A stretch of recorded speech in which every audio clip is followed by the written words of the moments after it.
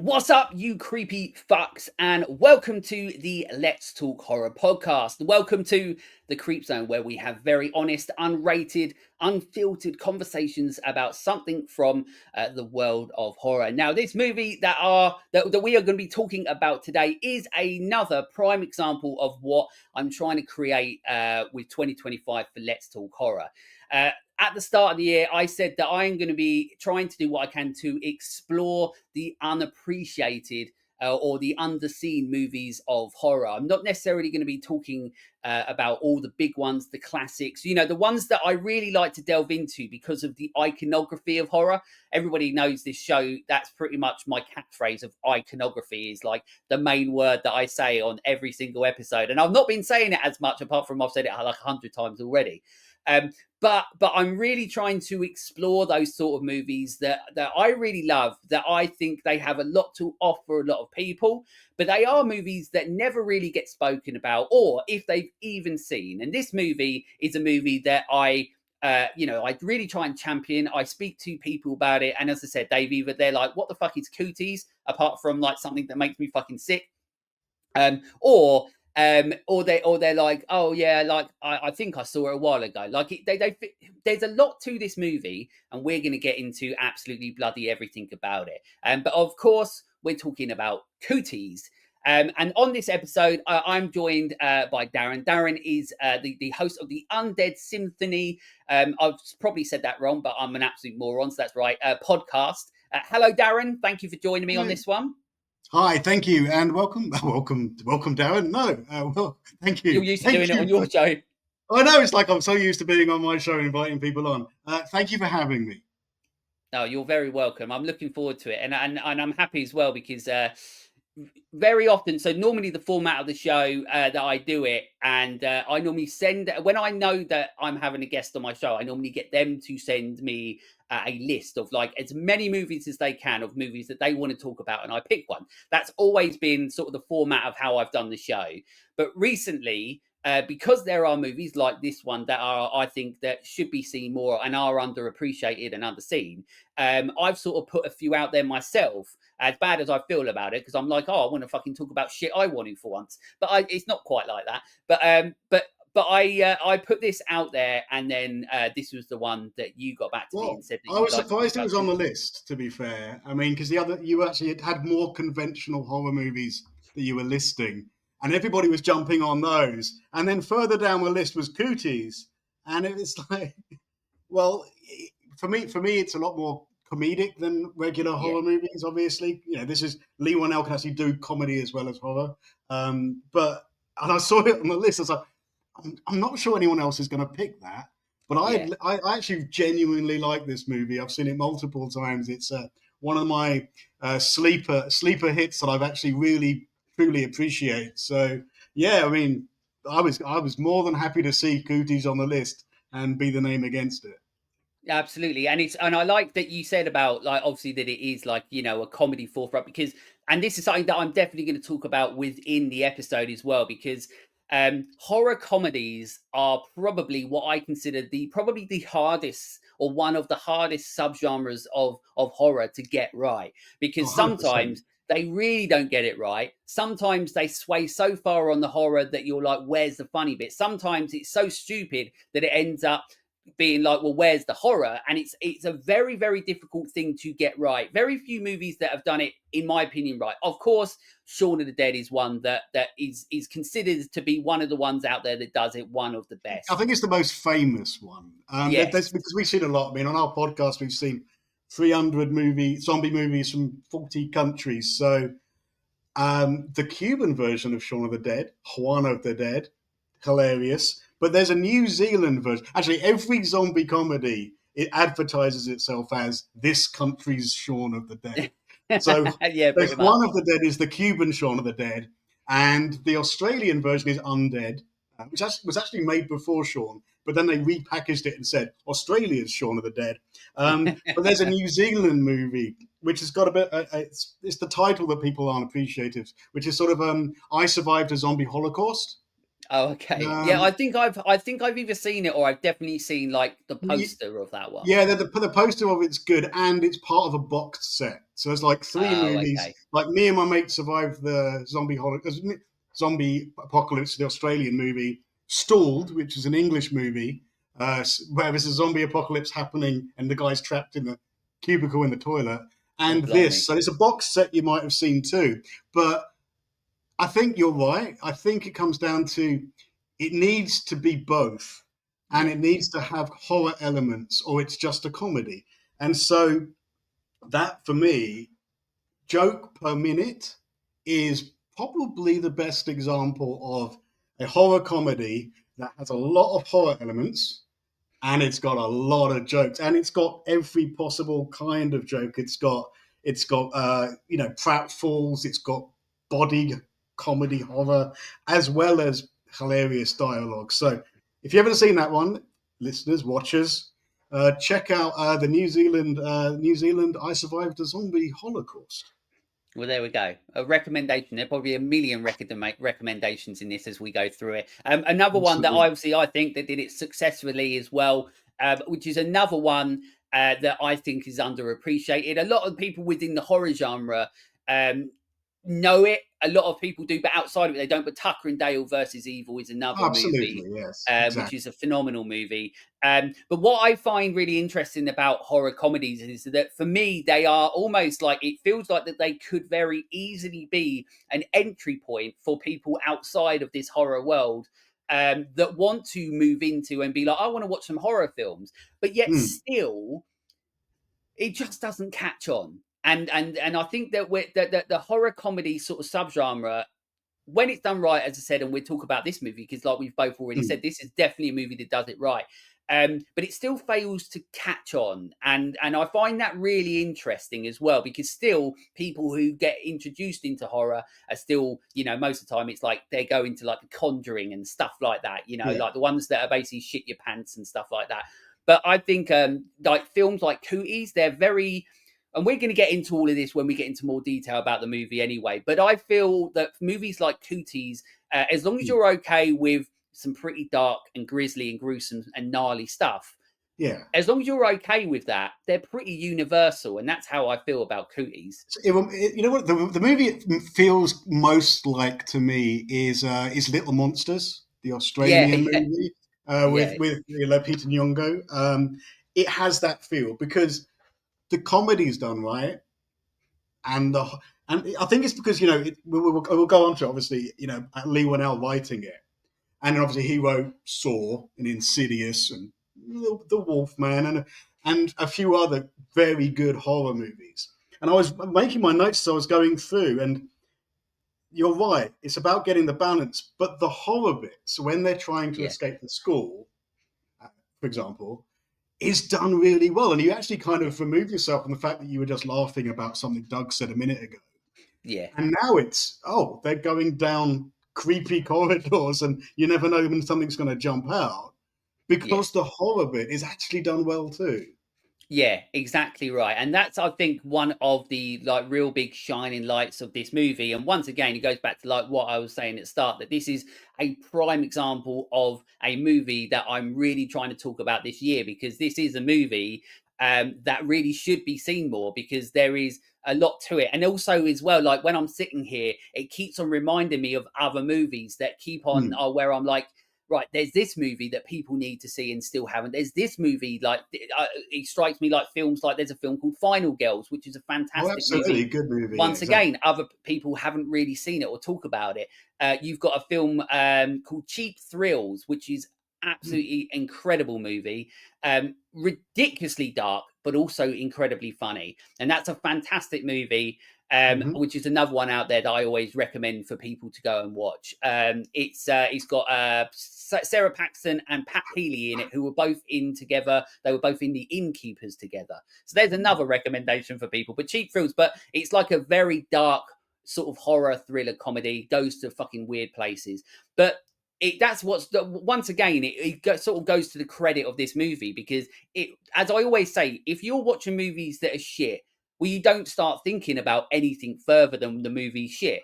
You don't Yeah. start then thinking about, oh, it reminds me of this movie, or it makes me want to see this movie. And that really goes to the strength of when you've got a really good movie telling a really good story, or the way that they're telling the story. And the journey that you're on this one is fun from start to finish. Although I will talk about the finish, I'll get into that, because obviously there is always going to be some gripes that I always put into it. So to start it off, obviously, Cooties, it was released in 2014. It's directed by, once again, names that I'm always going to get on, Carrie Mernion and Jonathan Millot. And like you mentioned as well, it is written by the legendary Lee And those Winnell. guys are the guys that brought us the wonderful Becky and the Wrath of Becky. Yes, that's They're the right. directors of Becky and Wrath of Becky. So I'll tell you what, I know you're going to ask me when I watch this, but this movie is one of those movies where it's got a good cast. Yeah.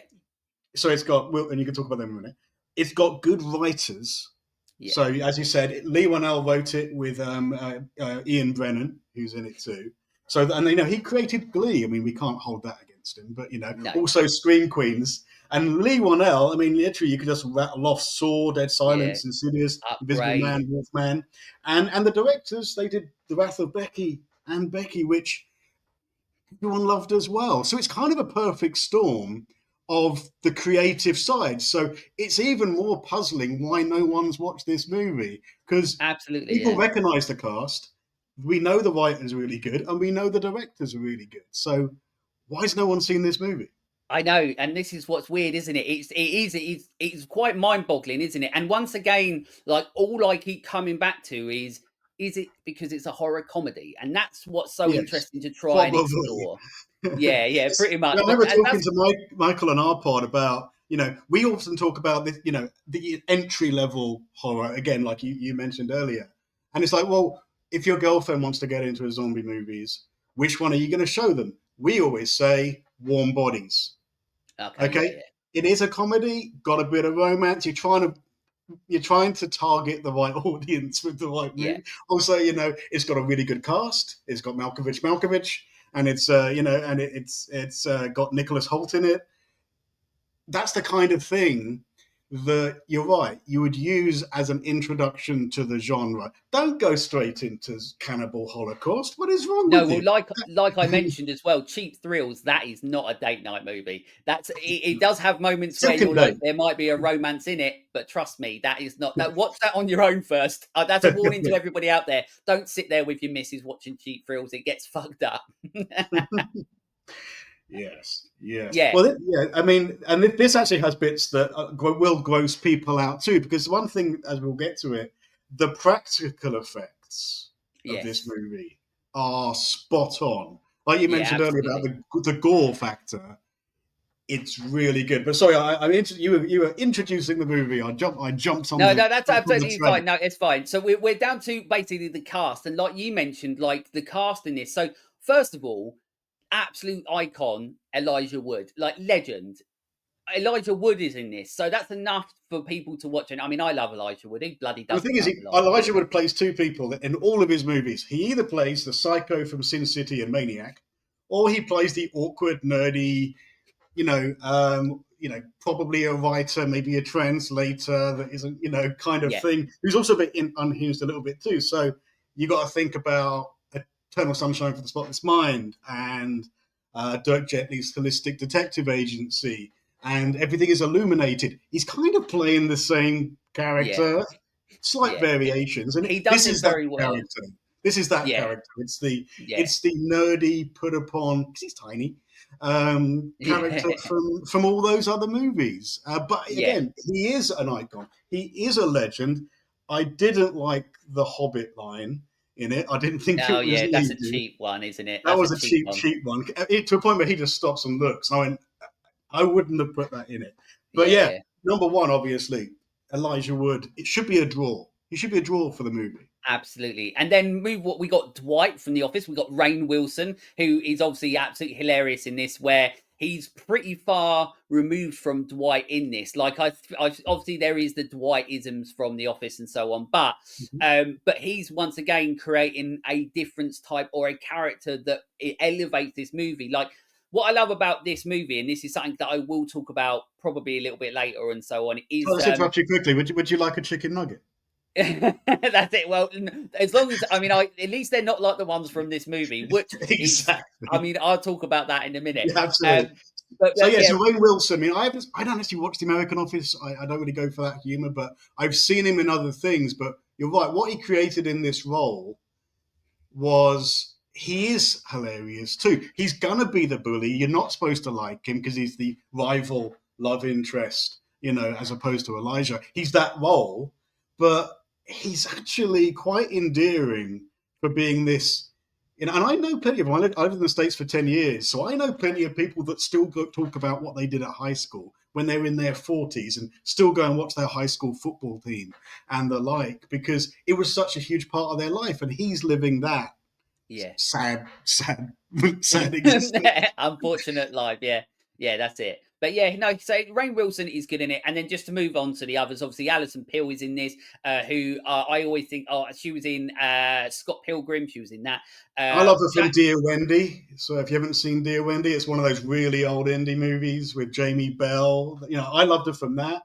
But yeah, she's great. And she's right, she's Scott Pilgrim. she's great. Jack McBrayer, you've got obviously Lee Wan. So I'm not going to say much. I will get into Lee Wannell in this because he's in this movie as part of the cast, not just the writer. And I'm going to be talking a lot about that later because I love him in this.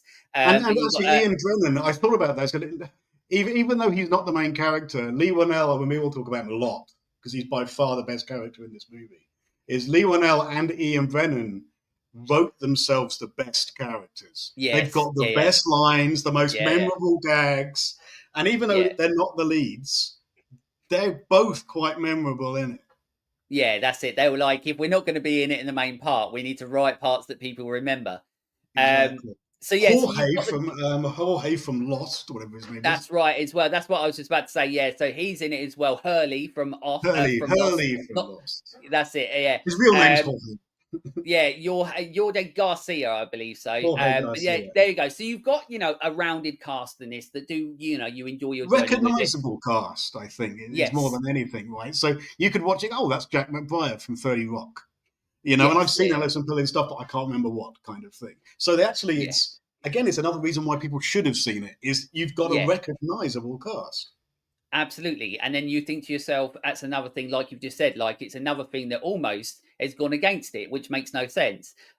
You've also got, obviously, on IMDb, I always put this in, it's 5.7 out of 10, but only 38 on Rotten Tomatoes. So, I mean, fuck Rotten Tomatoes anyway, I always say that, but 38% is insane. Yeah, it is.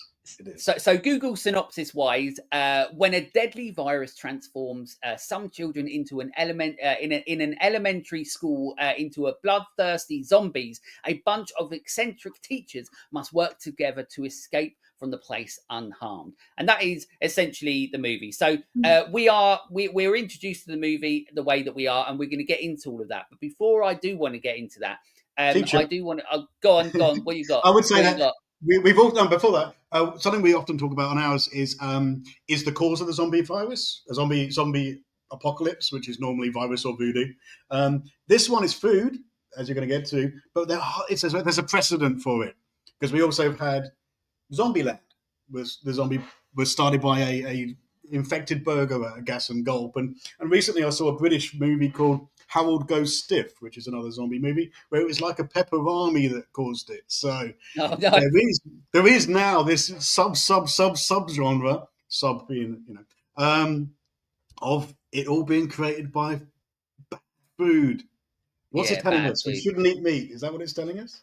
Yeah, it feels like that. Is this basically part of the vegan propaganda? Yeah, they're like like people with like vegetarians, vegans, and stuff like that. I mean, to be fair, the way that the first, and I'm going to get into the intro, but the way that a lot of this is shot definitely puts you off eating anything in general anyway. Like you might as well fast after this for a couple of weeks.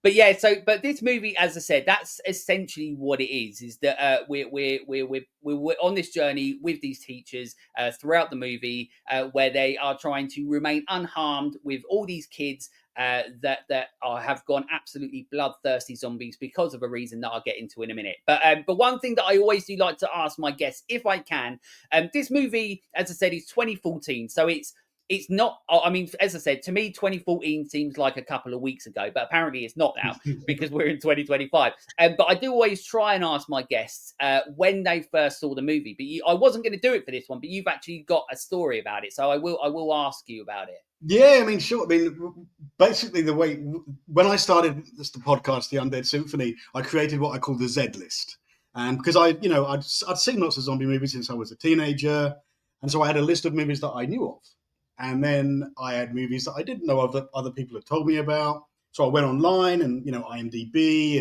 and Rotten Tomatoes and Google and everything, and the books of Peter Dennell. He actually writes the zombie encyclopedias.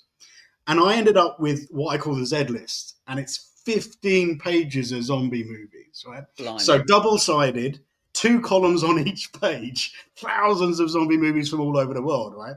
So then we start the podcast like, okay, let's watch ones we want to watch. So things like Patient Zero and Pontypool and Final Days, and these are ones we hadn't seen but wanted to.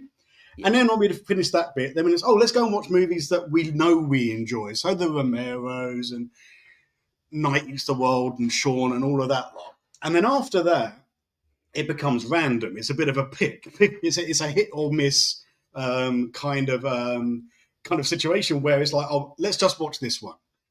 It could be shit, man. It can be shit. A lot of them are shit. And there's some really awful movies out there. And when you watch a bad movie, this is the genre where things could be really bad. Yeah. It could be like 1 out of 10 kind of bad. And you watch things like Night of the Flatulating Dead or Pro Wrestlers versus Zombies. It starts getting you down a bit. So I'm a glass half full kind of guy. So we're looking for a good bit to talk about. And Michael and I have watched movies and gone, man, that was shit. So what I do when I've watched probably half a dozen shit movies in a row, I look, much like we talked about earlier, for movies that have a recognizable cast or writer or director. So there are a few of them. There's like Stephen Yeun's in like Mayhem and Brendan Thwaites in Office Uprising. But one that I saw just before this was Bruce Campbell in Black Friday. So it's like, you kind of think, I can trust this movie because of who wrote it or who directed it or who's in it. And for this movie, I went, I love virtually all this cast. Well, the ones I recognize anyway. I know who wrote it. I love all the stuff that Lee Whannell's done, and I like the director. At that time, it had only been the first Becky, not the second one. So really, it was one of those. I trust the production crew and the cast for this movie to be good, and it was. I mean, I love this movie. I've seen it multiple times. Absolutely. So that's what it was. This was actually a palate cleanser after a week of shit dog movies that were awful. Yeah, well, it's a good palate cleanser, luckily. Absolutely. I mean, there are others that I've watched that haven't been quite as good as I expected, but this one I think it delivered. So, yeah, it brought the average back up again. That's what this movie did. That's it. Well, there we go. Well, I mean, my one's easy in regards to when I first saw this, because I'm pretty sure it was just literally on a streaming service and me and my missus watched it and we were like, that was really, really good. And you obviously don't know, like we've said, like, you never know what you're going to get with horror comedies and so on. And it was, the writing in the cast that made us watch it. We knew that Dwight from The Office was in it. We knew Elijah Wood was in it. I didn't know that Lee Whannell was in it, but I knew that he wrote it and so on. So I was just like, look, like you were saying, it's all about the trust, and I had the trust in it. Put it on, and we absolutely loved it, and that's why I'm really looking forward to getting into it. So, but what to get right? I would say quickly though, the one that's similar to that but really doesn't deliver, and other people like it, I really hate it. It's Oz Perkins's Dead and Breakfast, which is the American Shaun of the Dead. Much like all of those, it's one of those. It's got a really good cast like Jeremy Sisto and that lot. And Oz Perkins has got a lot of talent. That one, I was not happy with at all. It did not. That was probably my least favourite That Country Shaun of the Dead. So that's the one I wouldn't trust. But this one, that's it. I trusted. I trust, like we said, we trusted the cast and those involved in the production of it, and they delivered something that's actually incredibly watchable. Absolutely. Yeah, sure. And what I love and what's incredibly it's funny saying that they delivered something watchable, which they did as a movie, they did, but they also deliver something that feels very unwatchable, which is the intro to this movie. And like you were mentioning about how it is, so the intro to this movie is essentially how the Cooties has come about. And you've got basically essentially an ill worker working at this factory where they're doing making chicken nuggets and so on, and then like the Cooties gets into this chicken nugget that's fucking gross looking, and like I said, he's if don't this is not a dinner movie. Do not watch dinner with this movie, or at least this intro. If you're going to sit down with some chicken nuggets and you see that intro, you're going to be put off them for a while. So if chicken nuggets is your favorite, don't eat them for a It while. is actually Or quite. don't, I wondered genuinely whether that was actually a slaughterhouse and an abattoir, because it did look as if chicken it did died look and very plucking real, yeah, chicken and mincing chicken, which is what it does to actually make the yeah. chicken nuggets. It kind of reminded me, and it's very, very obscure, but it's one of those things where it reminds you of other things. The Nicolas Cage Lord of War, where they're making Oh, okay, bullets yeah, at the yeah, yeah. beginning, albeit that wasn't as gross. They're just making bullets. Whereas this, you're right, it was a little bit unwatchable that beginning. I'm not very squeamish, but that could well have There's been an something about actual it. abattoir, and it could have been making genuine chicken nuggets as part of the movie, which is quite gross because it really was well done. It was actually more gross than the actual gross practical effects we see in the zombie part of the story. Well, It was that's actually it, yeah, worse than that. and that's what I yeah, and that's great that you said that because that's exactly sort of how I feel about it as well. Is at that moment there are some great, and we're going to get into it, but there's some great effects, some really fucking dark, gnarly shit that happens in it. But it's that moment that you're led into this movie that actually is probably the most like, even if you're I'm so unfazed by everything now, but even there's every now and again there's moments like that, and seeing that gross fucking chicken nugget and then the way that she's eating it. So the chicken nugget, you're following this chicken nugget on its journey from being like cootied, from being created, put in the box, taken to the school cafeteria, put out for this kid, and then this girl eats it. And it's all gross and it's all disgusting. Obviously, it's meant to be that way. But like you said, it's really well made. It's really well shot. Really well edited and cut that moment. And I think it's a very good intro to be what the film is to come. Like it's not like with titles all over the top of like where you've just got a black screen with titles all over, and what they used to do, and then obviously they've stopped that now because they're like, oh, we don't want to wait 20 minutes to get into the movie. But it's a really good way to sort of get into the movie where you're like, oh, okay, well, I know what's going to happen here. Somebody's going to eat that. Cooties is going to go around. Everybody's fucked. And that's a really good intro to the movie. But it's a really well shot thing as well. And but that's one of the things that I really like about this movie. I think it's very competently made, and that's another thing. Like I feel like everything that I'm going to say in this is another example once again of why I choose a movie like this, or I talk about a movie like this, because every time I talk about something in this, it is another reason as to why it's good and why it's better than what like it's better than so much shit out there that actually gets seen, and then a movie like this that doesn't get seen or doesn't get talked about, and you're like, this is actually very well made. And that's one thing that throughout this movie, the film is shot really well.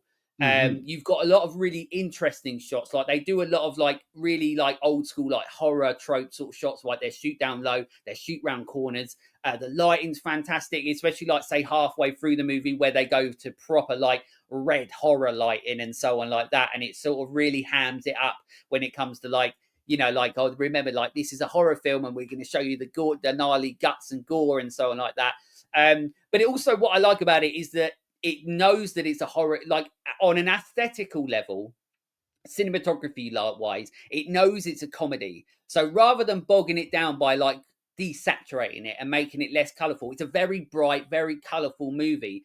And Mm-hmm. what it means is it's another example of a movie where it's gone like, here's a box, here's a box, here's a box. We're going to tick all these boxes that work together. So like with the writing with this, it works with the style of movie that it looks like. Like it's quite, the way that things are said or delivered, it's actually, it's very funny. Like the way that Elijah Wood will say things, or the way that Lee Wanell, which obviously we'll talk about, will say things. It works with the tone of the movie. But the good thing about that, it means that aesthetically they nailed that as well, which is a really good thing, because it could have And you're been just right. a I movie think I where they think like bleeped later on everything. as well. My notes on it, where it actually the horror bits being done really well, is suddenly it gets dark, and Yeah, the camera is now right on them, and they're going down dark school corridors, and because it's night, right? So it's you're right. The first time we meet him, it's Fort Chicken is the yeah, town, yeah. and Elijah Wood is sort of like this. He'd left Fort Chicken to go and become a famous writer in New And York, and failed. now he's back, and now he's a substitute teacher, not like the Tom Berenger substitute, a much nerdier, Not awkward not version. like that. Yeah. Not like that at all. We could have done with him at some point in this movie, but and he's basically, but he's playing that awkward Elijah Wood character that we were in the movies we mentioned earlier, and then but it's light and it's a bright, sunny town, and it seems to be doing quite well for itself, and then he goes in, he's in the teachers' lounge, and it's bright, but the humor is coming from, if anything, they've actually written all the characters slightly differently and well. Yeah, yeah, So and that's what's great. Yeah, Jack McBrayer is kind of playing Jack McBrayer, I would say. But even the other teacher whose name we I can't remember what her name was, but she's the one with the rape alarm. It's like yeah, her yeah. character is sort Straight of like, you away. know what you're getting, and she's still funny, but she's the serious one that is all, I've got a rape alarm, come anywhere near me, and I'm going to spray you in the eyes with Yeah, yeah, mace kind of thing. So her character, and then you immediately have this dynamic with Alison Pill and Elijah Wood, because they were friends. But she's dating Rainn Wilson's character, and there's a different dynamic there. yeah, I think the one thing about the humor was there's two things that I thought were used too often, and I think of what the second one was. Actually, I know what they were. But the first one for me was like trying to get Rainn Wilson. It was funny at the beginning to say dual oh rear yeah, wheel, and he Dual, can't because yeah. he's That's got a it. truck, Can't say it. and he couldn't say dual rear wheel. She's like, Yeah, and they're trying to work out what he's saying, but they use the gag a lot yeah. to a point It where feels like they flog the dead horse, and it's even Yeah, at the it feels end. like a choice. It felt like it felt. I feel like that felt like a more like his choice than a writing choice. Yeah, Like I want that to say it in that again. moment. Yeah, And yeah. then Like and then that's obviously it. Lee Wanell's character. I mean, that's that normal dynamic, and we could see that, and that could be in any movie that's not a comedy or a horror. The guy comes back, and it's his old high school flame, and she's got a different boyfriend. There's a jealousy thing going on, and that could be any movie. That could be, I don't know, fucking Gilmore Girls, right? Yeah, yeah, Whereas it's in this, but what it does is it allows us to have these satellite characters. So Jack McBrayer's character, who's just Jack McBrayer, whoever, every one of his roles is the same, and Alison Pill and Rainn Wilson. But then you've got Ian Brennan, who's who co-wrote it, who kind of looks like Weird Al Yankovic in this he movie. does. I actually thought it was him the first time I saw this movie. I was like, "That's Weird Al," and I was like, "Oh no, it's not. It's It's not not. him." But it's very It looks. similar. I actually thought the same thing. I thought that was Weird Al Yankovic, but it's not. It does look like him because he plays the vice principal, who's kind of in charge for the moment, whilst the actual And principal's also doing work. hilarious. Yeah, And hilarious as well. And then we keep saying that Lee Wanell, who wrote this and all the great horror movies we mentioned earlier, is Doug. So they've managed to write these two characters for themselves, who are by far, I mean, per line, they are the funniest of all of the characters by far. And I think Doug is one of my favorite comedy characters who's exists. Whenever Michael and I talk, he always talks about Madison from from Zombieland 2, because he thinks she's hilarious. I think there's probably yeah. more involved in that one. Yeah, Um, yeah, but yeah. I think Doug is arguably one of the funniest characters ever written, purely based on everything that he comes out with. Because he comes up with some weird non sequiturs. Like at one point, they're battling zombie children, and he shouts, "Invite me to go to Subway." And it's just Yeah, like, yeah, what was that about? But he does the gag, and I think this is another one they overstretched a little bit about keeping the class quiet. And when oh like no yeah, one's yeah. speaking, he'd be like, "No, no, be quiet. I've told you, be quiet." And they're like, "We're not speaking. I've said be No quiet." one's saying a word. Yeah, And they kind of they flogged that one. It was funny. It was funny, but they did kind of flog that one. So yeah. So and yeah, like you said, it starts and it's a traditional zombie movie happening in the background. Whilst we're getting to meet the characters, the Elijah Wood's come back. We're starting to see this dynamic, and in the background, we've seen one kid kill another kid and then turn yeah, another kid, and that's all happening in the background. And I kind of yeah, like that it happens in sort of this linear fashion in the like this kid attacks that kid and then that kid attacks this kid who attacks this kid, and it's happening at recess in the playground at the same time that Rainn Wilson, who's a bit grumpy about Elijah Wood turning up, is just shooting hoops and not paying attention to the carnage that's happening behind him. And the carnage is good. Practical effects in this movie are really good, top to bottom. I was really impressed with the from the first bite on the kid's cheek, which is like flapping off. All the effects in this movie are really good as well. yeah. Well, I'll talk about the practical effects later because I've got loads to talk about with that as well. But Sure. but yeah. So I really like that. Like I said at the start as well, and we talk about performances like you've spoken about. I'll get into them really quickly as well. Because you said something that I absolutely completely agree with as well. But I like, and I mentioned this quite a lot on old school movies, and it's always nice when you get a more modern movie that does this, is that the performances in this, they are all individual, and that's what I really love about this. We very rarely actually end up getting in modern day horror or horror that's following the youth of today. And I hate saying it, but it's a different way of the world, when we're following the youth of what today is, the characters that they are created, they feel so generalized and they Mm, don't feel separate. They don't feel like that you're on a journey with each individual character. You no. almost feel like you're on a journey with all of them together, which works for some things. But it's very difficult to sometimes pick characters apart. With a movie like Cooties, like you said, every person that's in it is bringing a different character to the movie and a different person you're on the journey with.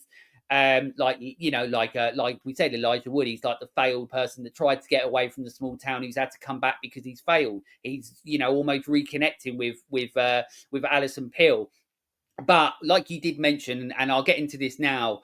Lee Wannell, obviously, he's a producer, who's a screenplay, does a screenplay, the writer, but he's in this movie. And what you said is exactly the same way that I feel in this movie. Lee Wannell's character is so good that I genuinely believe he's one of the best horror comedy, if not horror characters that I've ever seen. And I know that's a huge thing to say and like high praise.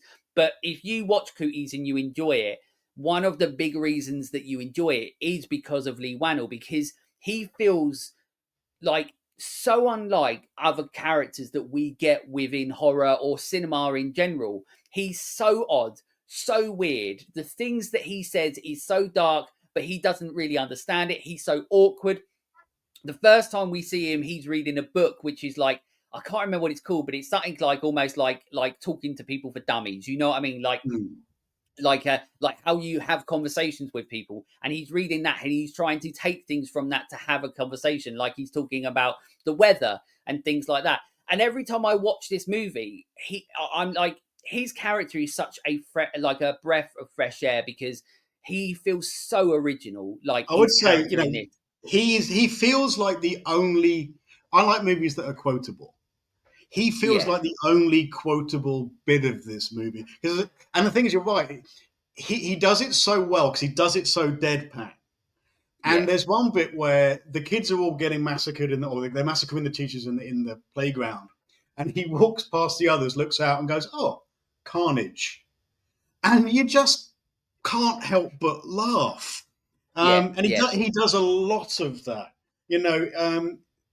And this his whole character throughout, even the practical things when he Elijah gets unwell. No spoilers, but he gets quite unwell, and they think he's infected. And then Leonel says, "I'm going to go and test him." Comes back out, and his hands are covered in shit. And he goes, "It's okay. I'm wearing gloves." And then they're like, Yeah. And he's not "No, you're even wearing not. them. No, you're not." Yeah, And and he's he's just like, "What standing there shit going, I "Oh," missed. like that. But also, even though he now knows he's not wearing gloves, he's not like freaked out by it. He's just like, "Oh well, he's not unfazed." And then you've got like there's a scene in it where he's in the class teaching, and he's wearing this Velcro sort of suit that's got different organs on it. And he's saying this, and he's saying, and then eventually it took his brain, and then he's basically talking. He's saying, "Well, that was my weekend." And then he's basically essentially talking about like someone that he knows whose brain's gone and so on. So it's just like things like that he's adding in. But also one of the great lines is when he turns around to Elijah Wood and he says, "Remember, Clint, if you fail, we all die." So like, and that's how blunt and how thing is because he's got no people skills whatsoever. Like he just doesn't get it. Um, he's one of those people that you could quite clearly be in like an unexpected like person that ends up murdering someone and then like but he gets tricked into it because he just thinks that he's got a friend, you know what I mean? But he hasn't. Somebody's just tricked him into murdering someone. But yeah, so I truly think that, like I said, all these characters are great in this movie because they're all individual. But Lee Wannell, for me, Yeah. he's genuinely, and I said this like literally when I was watching it for prep the other night. This is one of the movies where my partner, she doesn't normally sit with me when I do all the prep stuff, but this is one of the movies my partner sat with me and she's like, "Don't watch this one without me." But we're both saying, and I said at the end of it, like you said as well, I said, I genuinely do think he's one of my favorite characters in like the history of horror. So if that's not I enough, think my once favorite. again, I think my to go favorite and is see it. they all think they're going to get killed, and because they're all like trapped, and they start talking about their regrets. And his Yeah. regret was, "I always wanted to have sex with a prostitute who was non-white." Yes. And they were talking about like what they really wanted to do with their lives, and that Yeah. was his comment. And the others, what? And Yeah, and he just then there's so much randomness to like the things he's saying and so on, and I think once again it comes down to the credit of fantastic writing, and truly understanding the characters as well. So once again, it's got another thing going for it. Like already we've spoken about. The film shot really what we're talking about the cast. We've spoken about the credibility and the trust of the cast. We're talking about how well the film is shot, the lighting, everything like that. We're talking about the performances. One of the other things that's absolutely fantastic about this is the score. The score in this is an absolutely fantastic. So it's done by somebody. It's called Pepyin Cordron, which is obviously completely pronounced completely wrong, but that's the person that did the score for it. It's a really what I love about this is a very once again it's like I said earlier, where everything feels like organic and natural in this movie, where everything works to the benefit of another thing. Like I said, like where the look of the movie works with the performances of the movie and the writing of the movie, and the score works brilliantly I because it's have to quite. admit, before you go on about the score, I just want to admit that I don't actually remember it because Oh, it wasn't really? Oh, that's a because it shame. wasn't overbearing. Well, yeah, and that's the thing. I mean, sometimes it's good because you're taken away with the movie itself, and that is always like. And I say this in movies as well. I like when I do episodes as well that if you're taken out of a movie by a score, then it's not really doing its job. So it's good to not notice it. But I'm one of those people like because. And I say this on the show all the time. What I do is when I watch, I'm overly critical of a movie. So what happens is when I watch a movie, my brain and the filmmaker side of me I'm ripping apart all the aspects of every part of the movie, and then I put it all back together again to go whether I liked it or not, or what I like about it. And that's how I view every movie. I don't like it. It just, but that's my brain. It sucks. Mm-hmm. But yeah, with this, like the score, it's a very weird, quirky sort of score that blends in with the funness of this movie. But it's actually a soundtrack I do own. I own it on vinyl because I really do like it, and every now and again I'll put it on, and it makes me want to watch the movie again. But yeah, so but like you said, if as I said, and I say it all the time, if it's not really a score that you're like, oh, I don't remember it, it doesn't mean it's bad. It's like you said, it's because it didn't take you out of the movie, and that's a bloody good thing. It's a good thing, something I always moan about on our pod is because I see a lot of shit. Is a movie that has constant music is because Yeah, the yeah, writing's bad. Because you need yeah, to create the emotions in the audience by having dramatic music or sad music, and the music is literally constant throughout. And it's quite you can pick it up really quickly if the music is constant. And yeah. like I said, I don't even remember there being music in this movie. There must have been because there was a suiting up montage near the end, so there Yeah, has to have that's been it. music at least in that. But yeah, I'll have to go back and listen to it if it was that good. But it was so good. I think the movie is so good. I was focusing on the movie. I know Yeah. you actually have you look at all the other the angles of it, including the soundtrack. But and I normally do. But I think the movie's so good. I wasn't taken to the music. I don't even remember what it was because the movie was just so good. Yeah, yeah. I Well, we genuinely do. say that's It's like, I don't no, remember anything exactly. about the Well, music. I definitely recommend going back and having a listen to the score on its own because it's really I good. will. But as I said, it's a good. Depending on which way you look at it, it's not a bad thing. Like if I'm looking at it because I'm like that's a really good score, and I can hear it and all that sort of stuff. It's so good. But if you can't hear it, well, that's once again a benefit to the filmmaking side of it and the fact that you're enjoying the journey that you're on enough for you to feel like you're immersed in that environment and that world rather than being taken out of it by something.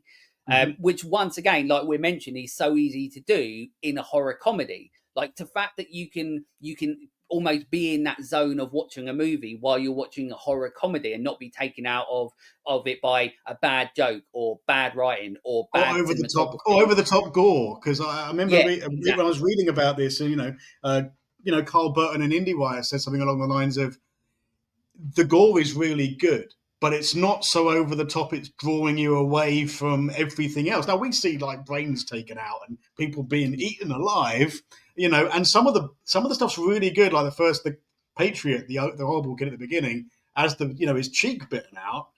It's done really well, but it's not done gratuitously. Even though it's the guys that did Saw, which the guy that did Saw and the guy that did Glee somehow came Yeah, yeah, together and created the perfect combination without going over the top. And I think yeah, music, exactly. Yeah. music like the gore, is something that you can overdo, and that will turn people off. Yeah, and that's right as well, and obviously we talk about that as well. But the like you've mentioned as well, the practical effects in this are really really good, and they look very real.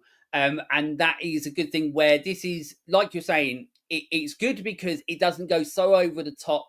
Where and also because of the way that it's done, it's actually sometimes like quite funny. So then you're on board it with that respect as well because it's working with what the movie and the tone of the movie is rather than going here's a funny bit and by the way we're going to have like guts and blood Yeah, if everywhere they'd done the where same it's going level to of gore as, say, Brain Dead, yeah, you know, yeah, yeah. if they'd gone Brain Dead, blood all up the walls, this wouldn't have been anywhere near as good as it is. No, because it just they constantly tread that really good line of making it universal, and that's what's really clever about this movie. And once again, everything that we say is all going to go down to the credit of how well it's made. But yeah, like you mentioned, like the bite on the face, you've got loads of great things there. Or throughout the movie when people are getting beaten or the things that are happening, like you're saying, it's never going so far that it's taking you outside of the journey that you're on with the characters. You're still more focused on right. Well, they've got to get from A to B now, and they've got to get from C to D and so on because they're obviously they're going from classroom to classroom through event Die Hard style because they're trying to either escape or they're not. Even if they're not trying to escape, they're just trying to survive. And it's quite funny that once again, like we're in a zombie movie, which obviously once again, the predominantly part of most zombie movies is about survival. But yeah, it's you. you never necessarily feel the threat of survival in this, but you're not necessarily really meant to, because it's fun, and that's what this movie really is. Like, you do have the moments where you're like, oh, okay, like this person's gonna die, this person's gonna die, Because you but do the see majority characters, of you see people die early. yes, Some of the teachers, but you're right. There isn't really that tension. There's tension, um, but it's because you're in the scene. Like when they're trying to escape the school, it is a tense scene. When Alison Pill and Elijah Wood go to try to get like the cell phones and whatever and the candy bar, and they're and they've got kind of that moment. sneaking, and it's actually quite tense. Even though you know full well there's not really any danger of the main characters dying. Yeah, You forget that because it's a tense moment, right? So, and the little girl on the tricycle is really fucking creepy, and they're which is looking up. obviously a nod to Saw as well. Absolutely, and he's looking. They're looking up through the vent, and she can look down into them. And I thought that was another scene that was done incredibly well. So I think nothing overpowers this movie. You know, Yeah, it's like a good meal. There's nothing yeah, like massively over the top. You haven't dumped a ton of chilies in here or some over the top parmesan or something. It isn't. There's nothing overpowering it, and but that doesn't mean that it's bland. It's really good. It's just nothing is taking it too far away from itself. So like the music yeah. could have been the way Michael always describes it on our pod. It's tattoo parlor waiting room music, which is kind of Right. Okay. Yeah. which is kind of that over the top rock music you get in a lot of horror movies, and it doesn't have that. It's so subtle I don't even Yeah. It's more remember it. traditional score. Yeah. And the effects were done really well, but they're not over the top. They haven't gone Peter Jackson and there's blood everywhere kind of thing. So everything about it now becomes a character driven story because it's about the bunch of teachers who are trying to survive, and you can focus on that because all the Yeah. stuff's not pulling you away from that central story. Yeah, absolutely. Everything, just like I mentioned earlier, everything just moves organically. Like everything works from start to finish, and it's all put in the places that it should do in all the different aspects, like we've spoken about. And then you put it all together, and then you're just sitting there, and you're immersed in this world. But it's weird sometimes because, like I mentioned, and that's how you know it's a good horror comedy, because it's sometimes quite difficult to be immersed in a world that's a horror comedy. um but you do that with this one, and that's to the credit of the performances, the effects, like I said, the music, the directing, like everything about this movie. It really truly does work on multiple different levels, that once again aids to the fact that more people should be talking and seeing this movie. Absolutely. There Uh, were a few things that did irk me a little, that felt a little bit yeah, out of place. well, I could, I've got some of those. We're getting to those as well. oh, cool, sure. Yeah, Well, go no, on, you go the main one for me was basically, the guy from Lost, Jorge. I think he plays Yeah, yeah. Rich, who basically he eats a ton of He's magic selling mushrooms. mushrooms. Um, the comedy of him like hearing it on the radio and seeing it happen. I get that. Hallucinating a giraffe. It just didn't. It felt like it was a random. It felt like in Life of Brian when he falls out of the tower and gets caught by the spaceship. It's like that. Yeah, That yeah, doesn't necessarily. I mean, I can see it's funny conceptually. It does. It feels a little bit out of place because we haven't had crazy hallucinations in this movie before. So it's very. I mean, if yeah, I'm picking on something like that, as the negative elements are a couple of jokes they ran to death and a CGI giraffe. The movie's good, right? If I'm picking on yeah, things like that, I'm yeah. glass That's half it. full. They're the little bits I'm pulling out of my glass. It's hardly Yeah, anything really. Oh, and yeah. the end. That's it. Well, yeah, we're talk. I'll talk about that as well. But yeah, but that's the thing. Like when you do, obviously doing podcasts and having conversations about this, and filmmaking, all that sort of stuff. You're not looking, or I don't go out looking for bad parts of it. Obviously, it presents itself to us, but every movie that you watch, there are most of the time, always going to be the good and the bad bits or the things that don't work quite so much. But if you're, like you're saying, if you're only picking out little bits that aren't really fundamental to like what the story, the idea, the concept is, well, then that goes to show how good this is. I like that we do leave the school in the last, say, 10 minutes or so. So I like the fact that we end up leaving the school. So they spent the whole time, trying to escape these kids. They finally get out. They're a man down with Rainn Wilson, who may or may not come back in this moment. Spoilers. Yeah, he does. He comes back. But the last 10 minutes are outside of the school, and essentially the closing scene is all in like a giant jungle gym where you've got all these kids, and they're basically Rainn Wilson sets fire to the whole place, and he's got the cool shot with the flames in his aviator glasses and so on like that. But it's very the ending from that point. You're like, oh, okay, like I like that, but the film basically ends where they come out of there, get in the van, and then fuck off, and that's it. And I hated the ending of this, because the problem is there's no payoff, because if this film was full of people that, first of all, if this film wasn't that good, it wouldn't matter. If this film wasn't full of people that you enjoy being on this journey and you want to spend more time with these people, then it wouldn't bother you. But because you have characters like Lee Whannell, you've got Elijah Wood and Alison Pill, and seeing where their journey takes them. Rainn Wilson survives, and we've seen where he goes. You want to see more of these people, but you don't get to, because it's one of the most like abrupt endings where, as I said, they come out of this jungle gym. Everything's sort of, you're waiting to see what's next for them. You're waiting to see if like they find out and being like, oh, now it's in this town. Now it's this time. Like they're not driving off somewhere to find out these chicken nuggets have gone to this school or this school. And now all these kids are everywhere, and it ends on the big like fuck you sort of thing.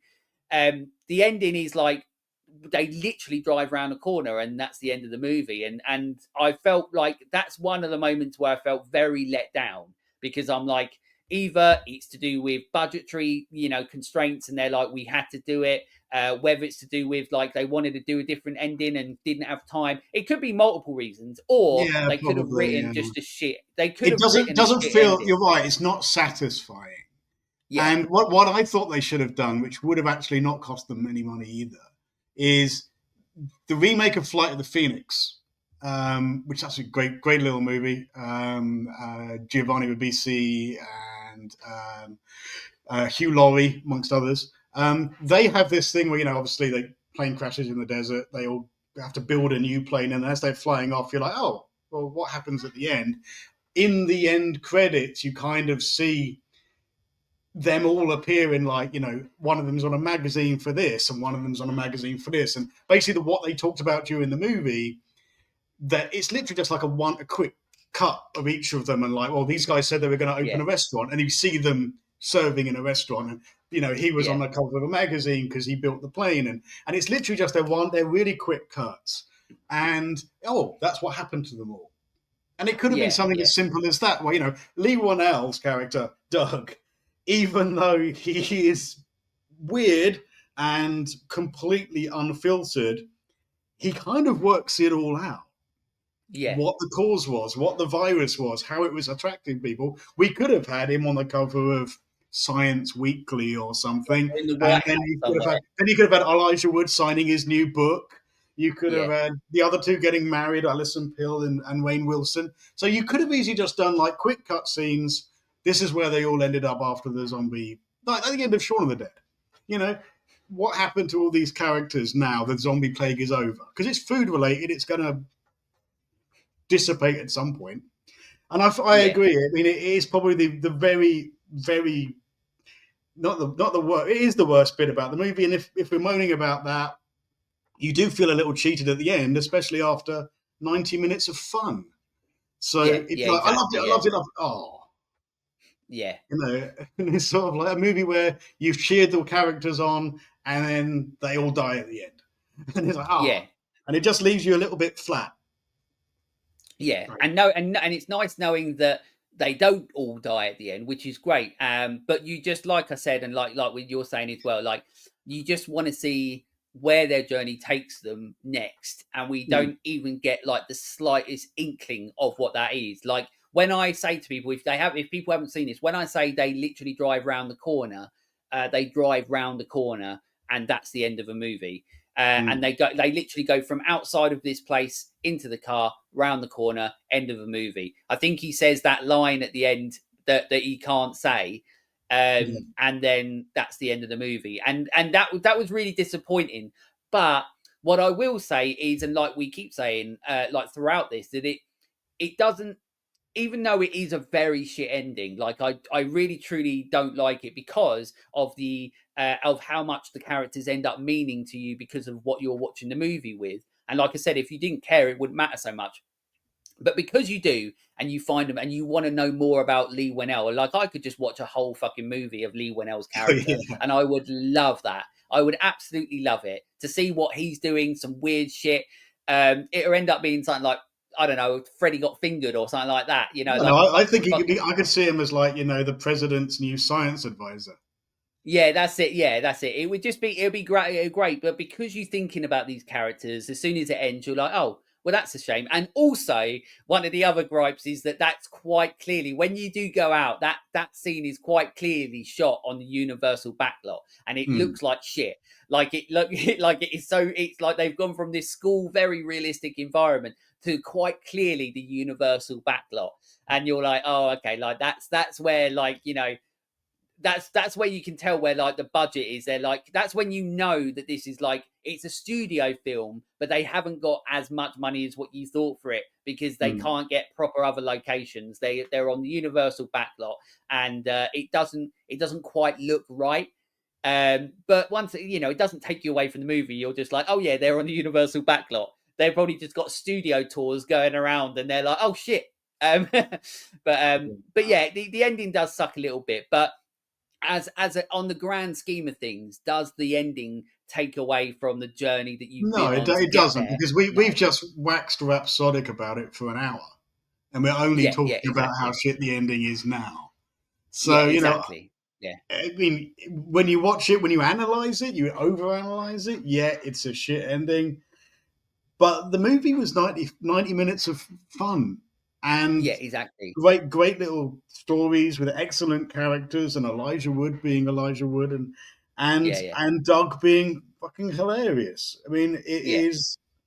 Uh, he can't pronounce hypothesis there, but No, he can't. Yeah, he can't. It's one of those movies that you will enjoy, and if you go, I've just seen a 95-minute movie and I enjoyed 90 minutes of it.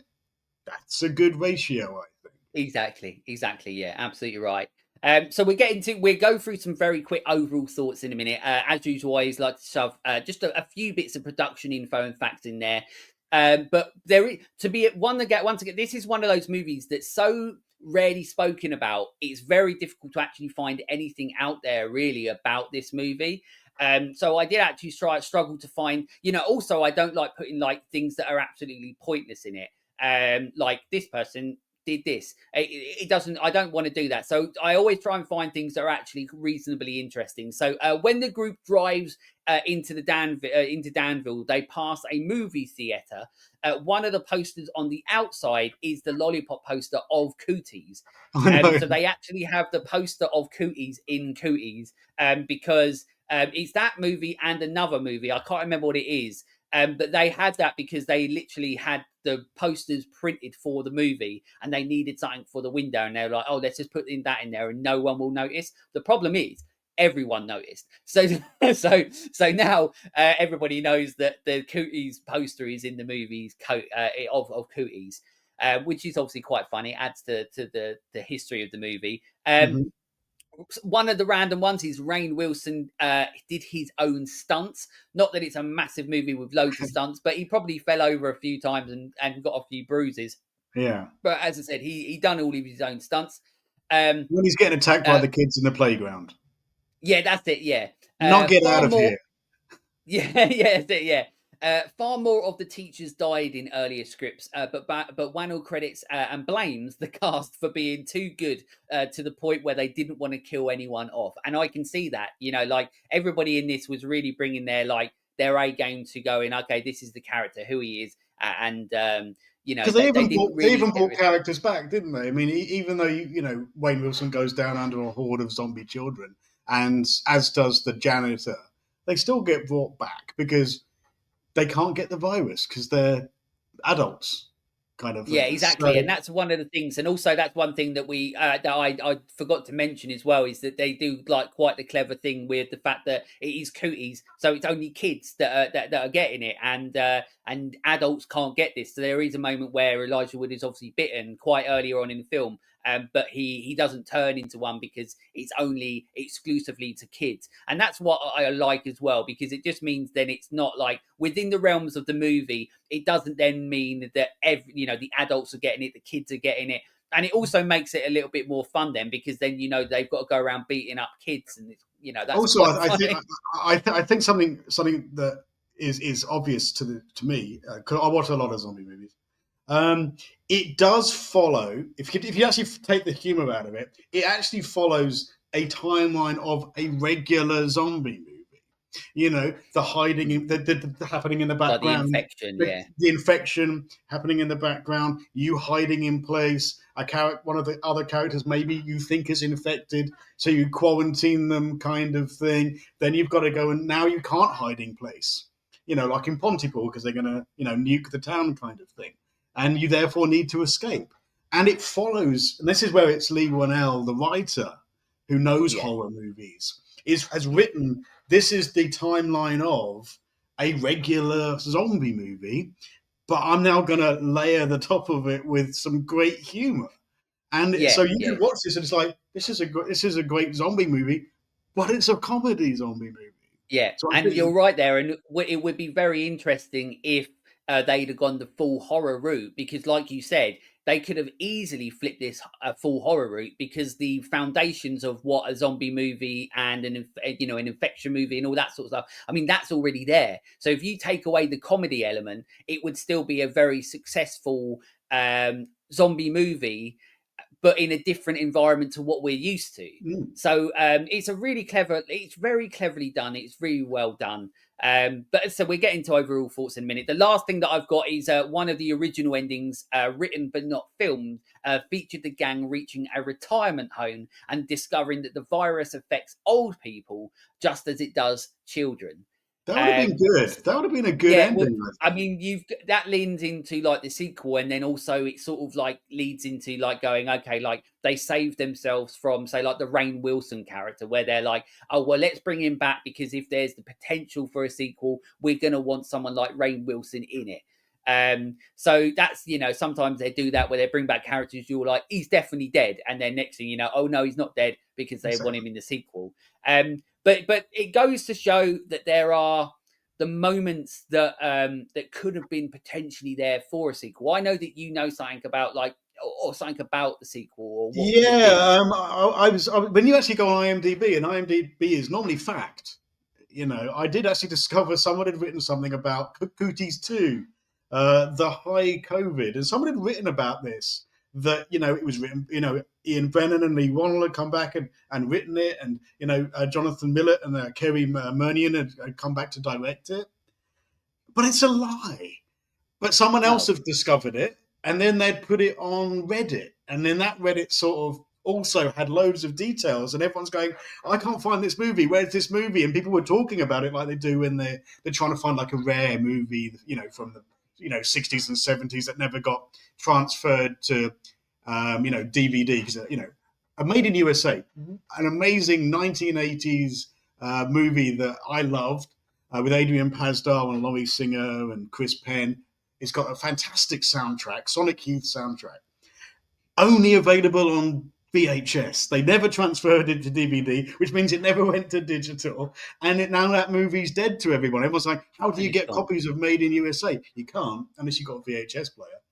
And people were talking like, oh, how am I supposed to find this movie? Anyone got a link? But it looks like this is all bullshit because if it was ever made, it would appear on their IMDb list.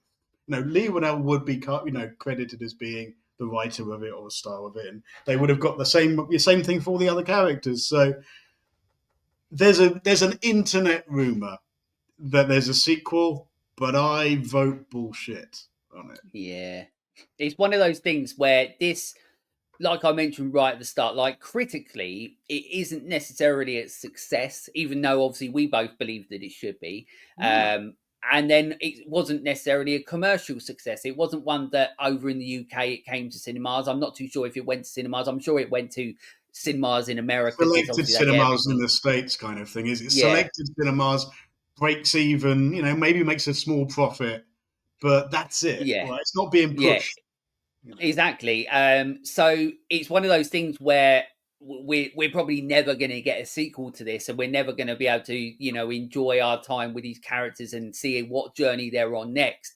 But it's a It's got to shame that question why it was made then, right? Because if you think about Lee Whannell, Thor was a long time ago, and Insidious was a long time ago, right?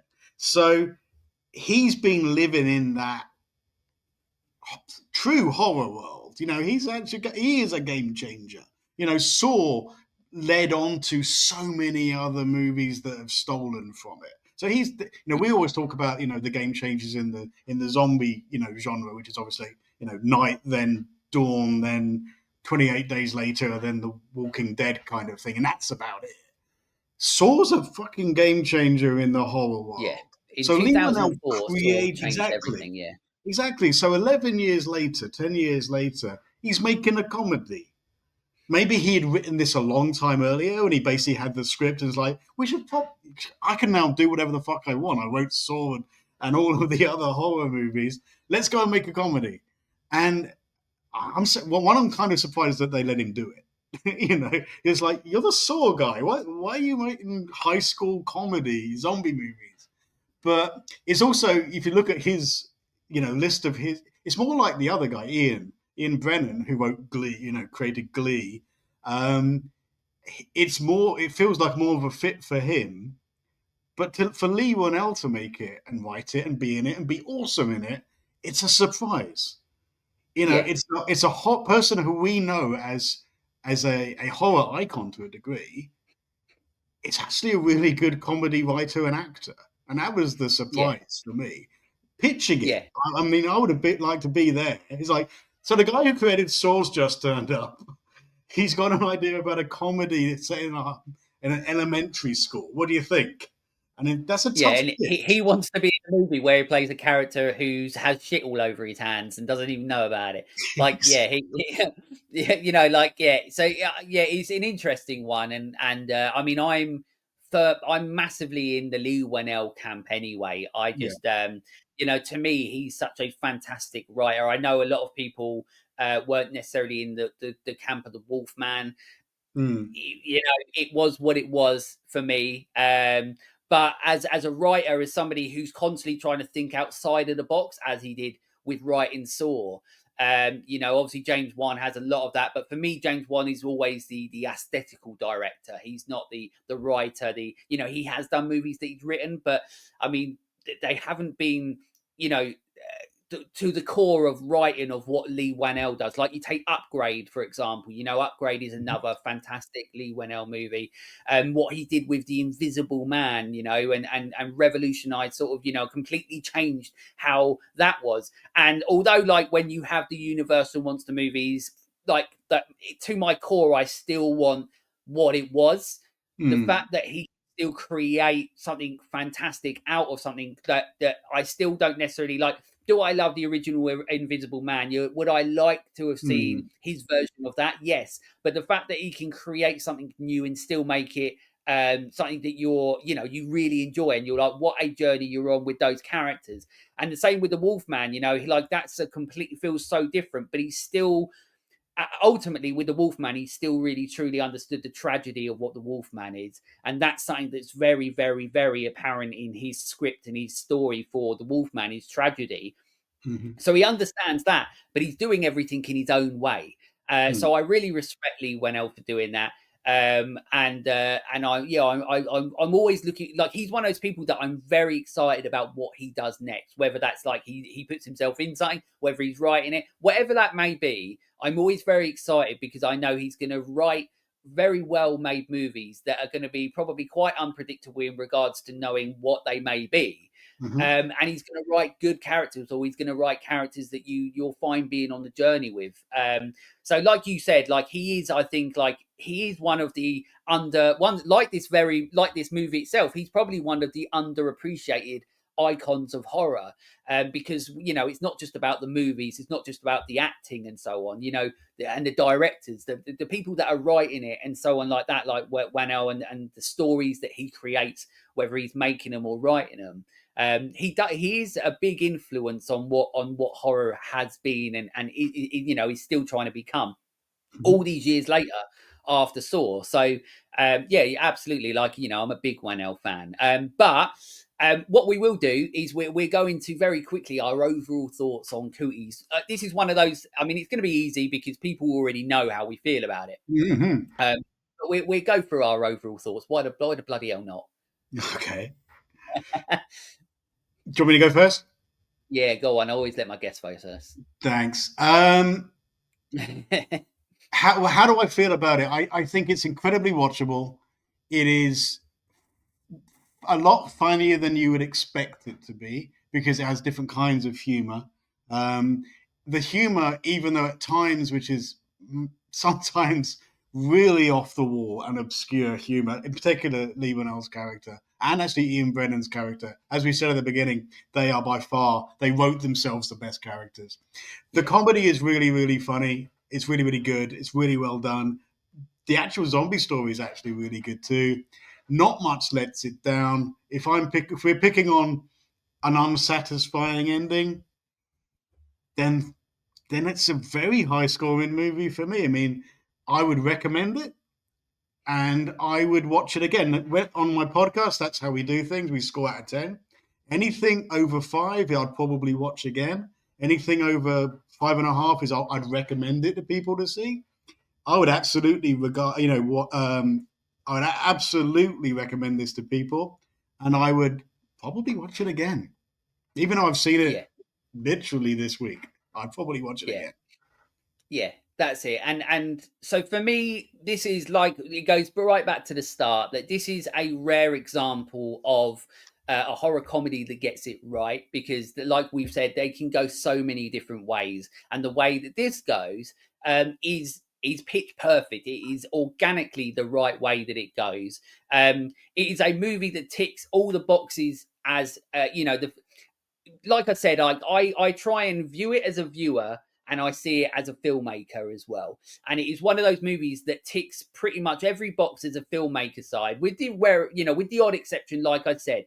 But some of that can be down to budgetary. Some of that can be down to they didn't have the time. Like the ending, like we said, yeah, it's a shit ending. But if you're working with, like we've already said, the rest of the film that is ticking all the other boxes, well, it doesn't matter so much. Is it sad that we don't get to see a little bit more of their journey? Absolutely. But it is what it is. But we get to enjoy the start and the beginnings of that journey and where that goes through it, and with the spending the time with the characters.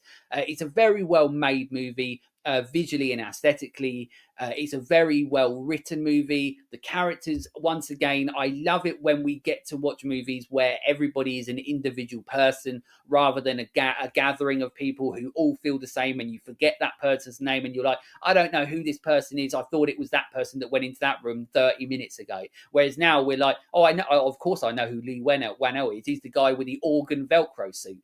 So, like, this movie is, as I said, it's a prime example of why I want to talk about movies this year in 2025. It's important to get out there movies. Like this year, we've already done an episode about Overlord. Mm, Overlord is a movie, another movie that no one talks about, but mm, yet it feels like a big budget zombie movie. mm. That it's visually great, the sound's great performances. It takes an hour or so probably to get into the horror, but when it does, it gets there, and it really gets there. It's a movie that ticks quite a lot of boxes, but once again, people haven't seen it, or they're not talking about it, and that's what 2025, as I said, is for me all about.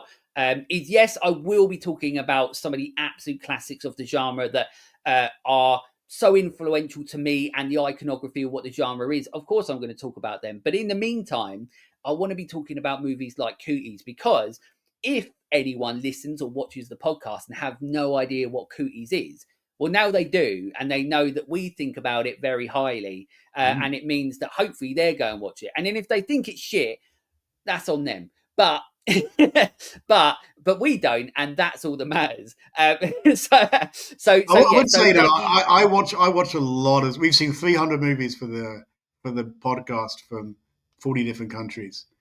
Only zombie movies, but and dog soldiers. But other than that, and it's a good one. I yeah, think 300 movies, in the last 2 years gives me some degree of credibility. Yeah, credibility.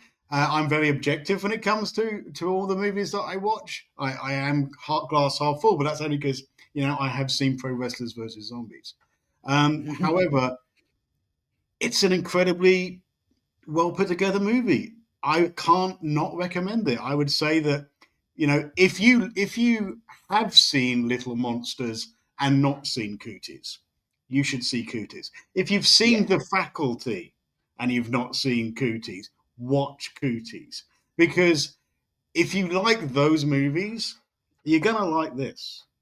yeah. Absolutely, yeah, absolutely. So you get both of us recommending Cooties 100%. Two thumbs up. And as I said, yeah, yeah, and also the good thing is that it is like we've mentioned, it can be a starting point to horror, which really does ease you into It's the very genre. accessible, I think is the word, Exactly. right? Yeah. Yeah. Yeah. Absolutely. It's accessible to anyone. As long as those people, I mean, the thing is even those people, the good thing about this movie is that even the people that normally wince and aren't great with those sort of like gore and stuff, the gags that they do in this, because they are quite comedy based, it sort of helps you with that anyway. So it's sort of like, nobody likes getting a paper cut, but once you get 100 of them, yeah, they still hurt, but you're fine getting them. And that's what it feels like with horror, is if you just keep going on that journey with it, then everything seems a bit easier, and then you become completely desensitized like me, where nothing phases me and I'm like, what's wrong with me? I don't Well, um, watching Hostel in your pants, eating cornflakes at 6 o'clock in the morning, thinking this is normal behaviour. yeah, this is normal, this is life. But yeah, so it's a fantastic movie, and I couldn't recommend it more. And yeah, it's one that I'm really happy that I've got a chance to talk about on the show. We always, obviously, on the show we have the segment Your First Time, which is where somebody sends me over a first time horror movie memory and I read it out on the show.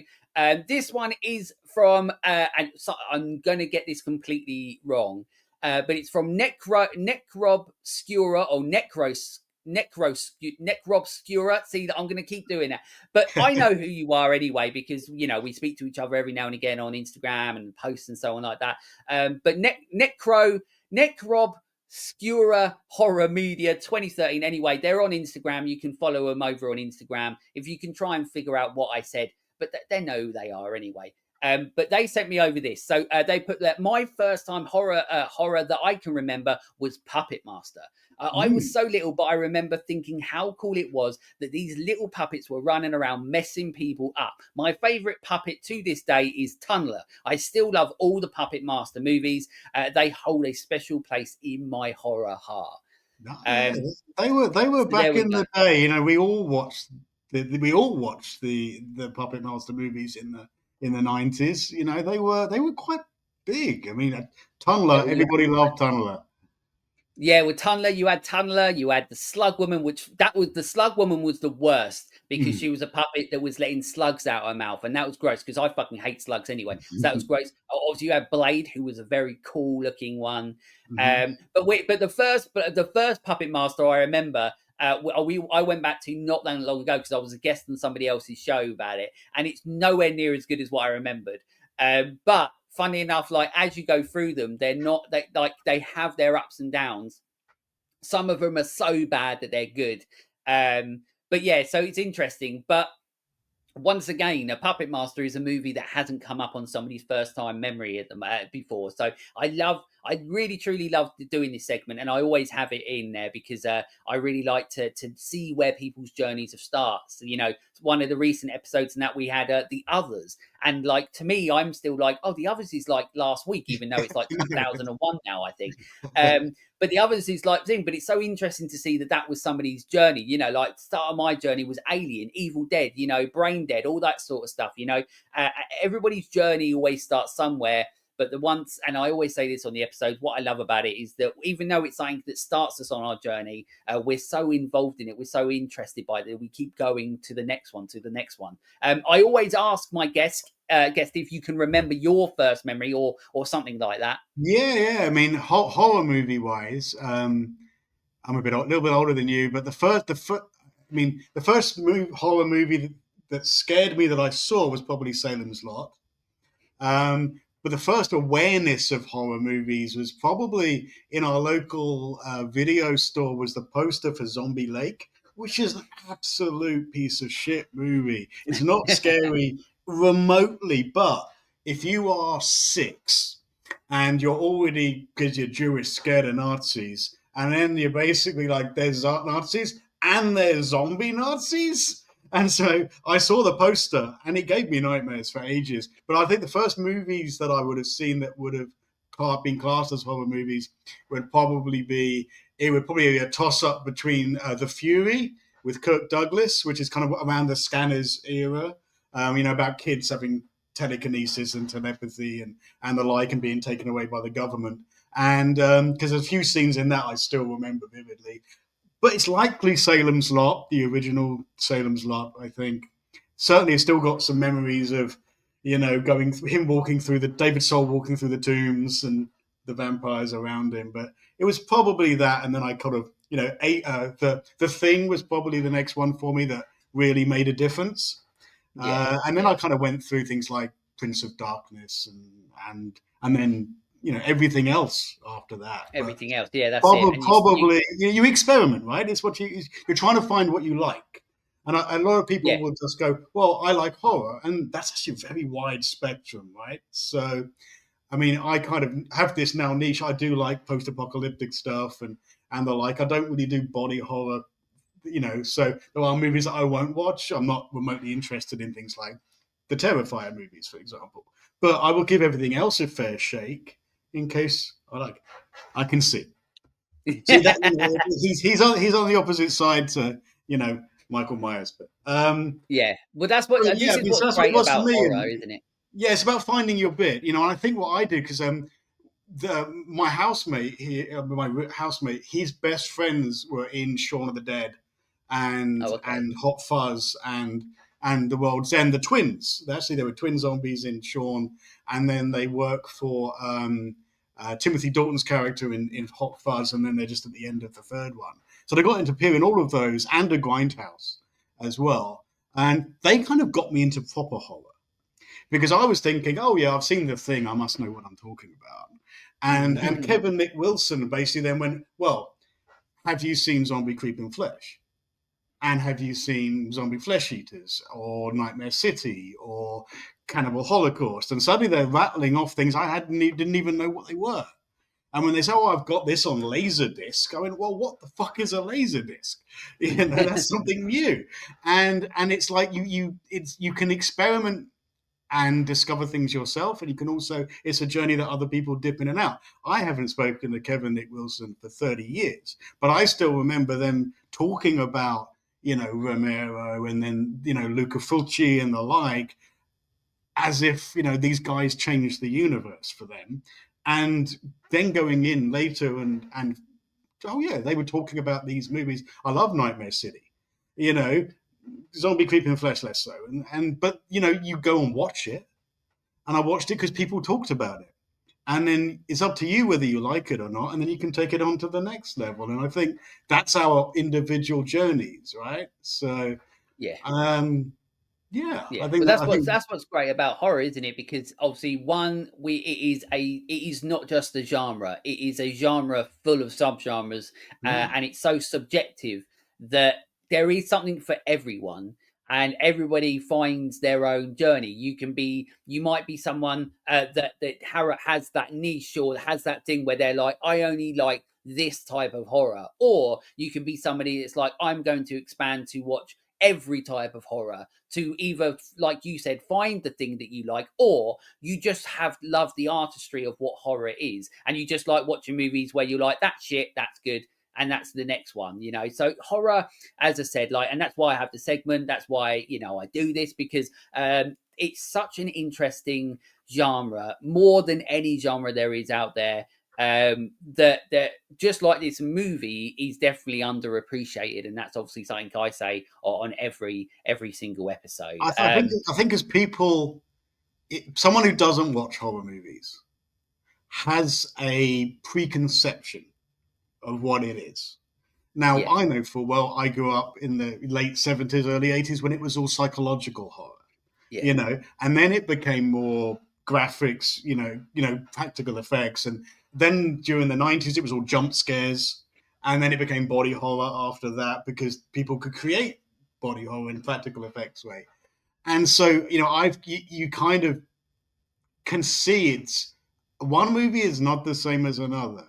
And the genre, as you said, it's such a wide spectrum. You could watch something that has no blood and something that is just blood, but something that is nasty blood, like Terrifier, or something that is hilarious blood, like Brain Dead. And yeah, you can literally, all of these subgenres. I mean, zombie movies, my favorites are ones that are survival in an apartment, because I live in an apartment. I relate to it, and so hashtag alive and Final Days and Rambok and Night Eats the World are my shit because I really like that. Now I'll watch all the other kinds as well, but you still have your favorite sub genre, and yeah, comedy zombie movies. This is one of the ones that are high on that list too. But yeah, I mean, it's on an individual journey, and people need to find their own. They need to take their own path. You can ask advice or take the like I said, Kevin Nick suggested some stuff, and I followed it. I didn't follow it immediately. I waited for a few years, but it's finding what you like because this is entertainment, right? And that's what it's yeah, supposed to be. It's supposed to be entertaining to you as an yeah. individual. Some people go, I don't find that entertaining. It's horror. I go, yeah, but it could be entertaining for you. Just pick the right one, you know? Yeah, absolutely. I mean, for me, all it comes down to is not all that it comes down to, but one of the big things for horror for me is artistry, and Mm. that's what a lot of horror is artistry, and things that have been from the past and to the present, the things that work in the present. A lot of it comes down to the artistry of what it is. But I don't just mean the artistry in in just the narrow-minded sense, the artistry of every aspect working together that goes into creating a horror movie. Because as I say all the time, anyone can make a horror movie. The hard part is making a good one. The easiest movies in the world to make, but making a good one is the hard part. And I think we talk Because about we that. we Yeah, have we so talk many about shit that a ones. lot because making not just horror, but making a zombie movie is the easiest thing to do in the world. Get some blue paint, and some fake blood. You should be able to make it. But because it's so easy to make, Yeah, people just take shortcuts and make dog shit. So when you yeah, watch things like Zombie with a Shotgun, which is awful, or Re-elected, or these. And that's even worse because they tried to make a comedy. Comedies need to be funny. They need to have yeah, jokes that land. And horror needs to have, for my, some sort of trepidation for it to be a horror movie, right? And if you can't bring those basic elements to what you've made, then you failed. And it's probably the genre that is easiest to make a movie in it. Zombie movies probably, but people do it so badly, so badly. So when you find absolutely. one that is good, you need to trumpet it, really. Yeah, absolutely. And that is Cooties. And that's what we've done. And that's what's great about this movie is that it is a movie that is universal, like you said, accessible. And it's a movie that we both truly enjoy. And like you said, you'll watch it again. And I know this is going to be a movie that over hopefully my many years on Earth, hopefully I say that, that this will be a movie that I know that this is a movie that I know that when my daughter is old enough to watch it, she will love this movie. Like, I know it's one of those movies, every time I watch it now, I'm like, I can't wait for her to be old enough for her to be able to watch this movie. Because I know that she's going to love this movie, and she's going to, like I do, and like my partner do. Like I said, like my partner very rarely wants to do the prep stuff. She'll watch movies whenever, but she very rarely cares about watching it when I rewatch them. And Cooties is one of them where she was just like, "Don't watch that one without me," because, and that's to the credit of the movie. So, And you know, Elijah if you Wood. and Elijah Wood, yeah, the absolute legendary Elijah Wood, as well as so many other characters, and Lee Whannell's fantastic performance. So there we go. That's everything that we've got to say about Cooties. As I said, we couldn't recommend it more. If you have seen it, you know what we're talking about. If you have seen it and you think it's shit, you're fucking wrong. And if you haven't seen it, well, then what you doing listening or watching this? You should be go and enjoy that first, then come back to this. But now's your time, Darren, to promote everything or talk about anything that you want to, all about the Undead Symphony. I can't. I tell you what, you've missed out my Elijah Wood story, but I will continue. Oh no, sorry, no, I want to hear that. Go on, Darren has an Elijah Wood story. I do want Yeah, to know. I met Elijah Wood. So this would have been 2009. I was living in Manhattan, and I was engaged to be married. I was about to get married to my wife Francoise, and we have our own groups of individuals. So NYU people, and you worked at the stock exchange, and I worked at different places. And I was out with the boys. It was we're leading up to the wedding, which is the next month. This was the night where I was going to go out and get absolutely shit-faced with the lads. Yeah. So we went to this Brazilian bar called Enye, which is N with a cedillo on the top. And we're getting hammered. I mean, we were already drunk when we got there. And then in walks Elijah Wood with his girlfriend. And he looked, I mean, he must have been, I guess actors on their downtime can just let themselves go a little bit, because he was wearing a dirty white T-shirt and his sideburns were huge, and he looked like he hadn't washed for a few days. And it's like, dude, it's your downtime, whatever the fuck. You're a busy actor, right? So he walks in and it's like, it's Elijah Wood. It's Frodo fucking Baggins, man. And he sits on the table next to us. We're the only people in this bar. And it's like me and 5 other guys on one table, and he's sitting next to us with his girlfriend, I guess. And it's like, oh my God, it's Elijah Wood. We fucking love you, dude. And so I'm like continuing getting drunk. And then I decide to message my wife. Guess who's drinking with us at the bar? And she goes, she doesn't guess, obviously. And I go, it's fucking Frodo Baggins. And Elijah Wood is sitting next to me. And then she replies, so I should probably blame her for this. But she replies and says, oh my God, you should tell Elizabeth, right? So she has a friend called Elizabeth, who, to be fair, looks like a hobbit. She's got huge eyes. She's tiny and petite, not like that, but tiny and petite. She's got huge eyes, and she's kind of got that curly, tousled hair like the hobbits, right? She actually looks like a hobbit.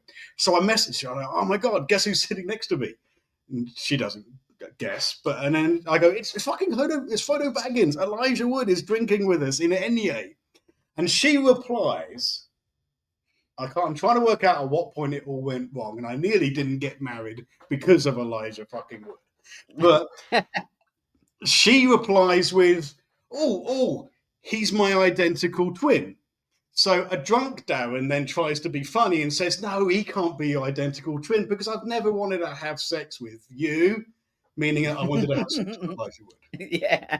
So I've written this message, and then I continue drinking, and I look at my phone and I haven't sent it. So then I kind of went, oh, maybe she'll interpret that as a bit of an insult, because I'd rather have gay sex with Elijah Wood than you. So I showed it to the guys who were as drunk. We'd been drinking since lunchtime, so this was like a 10-hour session. And I went, does that sound bad to you? And they were like, yes, that sounds really bad.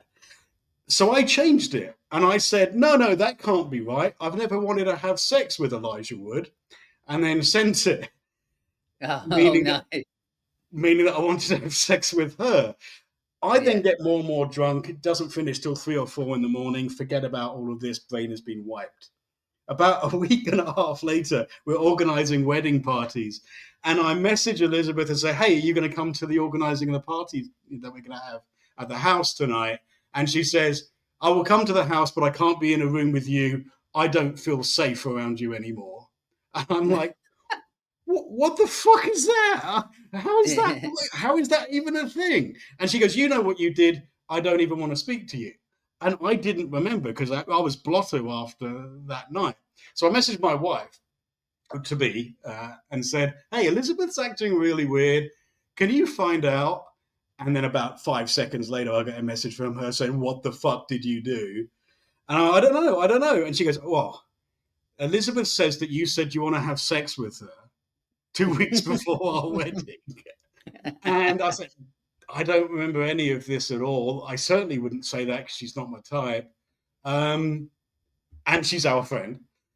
And then she sends me a screenshot of the message I sent, and it suddenly comes flooding back. You know that scene in Jaws where Brody's on the beach and then the camera just comes in like that? It was that It was with like me that in real realizing life. what I've just done. And Yeah. I said, I was going to say this about Elijah about her, and then I explained it to her, to my wife, and she's a wife to be, and she's like, "Oh, yeah, that makes perfect sense." That makes But sense, yeah, yeah. for a while, certainly a good hour or so, I nearly wasn't getting married, and it was all Elijah Wood's fault. Nothing to do with me being absolutely shit faced. Absolutely. And the funny thing is that he knows absolutely nothing about I this. know. It's like Uh, you nearly ruined my wedding and my marriage, and he'd be like, "What?" yeah, he's just going around with his baggy t-shirt and sideburns, and he knows nothing of it. Exactly. Exactly. Well, there we go. It's another. You know, I mean, he's just such a legend. Hopefully I will get to meet him at some point. And when I do, out of everything that I get signed, I want to get my vinyl of Cooties signed by him and have that on display somewhere in the creep zone. He's been Just around because. forever, and that's what I've liked about him since I mean, for me, the Ice Storm, and Oh how he yeah, got, absolutely. I was speaking about that the other day, funnily enough, as well, because I was just like, "What was that film that he did with Toby Maguire?" And I was yeah, like, when "Oh he ends up yeah, getting electrocuted. yeah, that's right, yeah." But And yeah, then he has. he He's was been around Huckleberry forever. Finn, in a really good version of Tom Sawyer and Huckleberry Finn, So he's been around, and then of course he was in The Faculty, and I love him in Eternal Sunshine of the Spotless One, but I really love him in Everything Is Illuminated. So he Yeah, kind of has lent his himself to everything. It's even his character in Sin City, the killer is brilliant, and it couldn't yeah, be and he's more removed, and Maniac than everything else he's done. People yeah, think, oh, he's Elijah Wood. He's actually incredibly versatile. He can't, yeah, absolutely. he's small in stature, so he can have to play the psycho rather than the muscle. But I don't think I've seen a bad Elijah Wood movie. No, exactly. Yeah, that's the thing with Elijah Wood is that no matter what you're getting, like he was in quite like reasonably recently. There's a movie called Come to Daddy that was Mm. fantastic. He's fantastic in it. There was a Netflix one that's got a title that I always forget, and I think it's something like "We're Not Alone in This World Anymore" or something like that. Anyway, but it's a Netflix movie that's got him in it and some other people. But that's one of my favorite Elijah Wood movies, and he's so good in that. And that's quite a recent movie. So it's great, like you're saying, he's been around forever, but like he's one of those people like this movie that I feel like it should be universally loved. I think Elijah Wood is mostly universally loved, like male, female, whatever. Um, Elijah Wood is just like, yeah, it's Elijah Wood, and we love him, and he, he's this, he's one of those people you like. I just want him But to I be my don't little think mate. people think of him because if you'd asked me who's the best actor in the world, and you'd Yeah, go, I yeah, don't know, I kind of I like Sam Rockwell and I like Christian Bale, and you'd start rattling all off. You probably wouldn't think of him. I mean, not that he's a brilliant actor, and I love him in every single thing I've seen him in. But maybe it's because he's so understated that he's not jumping at you. He's yeah, not Joaquin Phoenix and jumping at you and going over the top as the Joker kind of thing.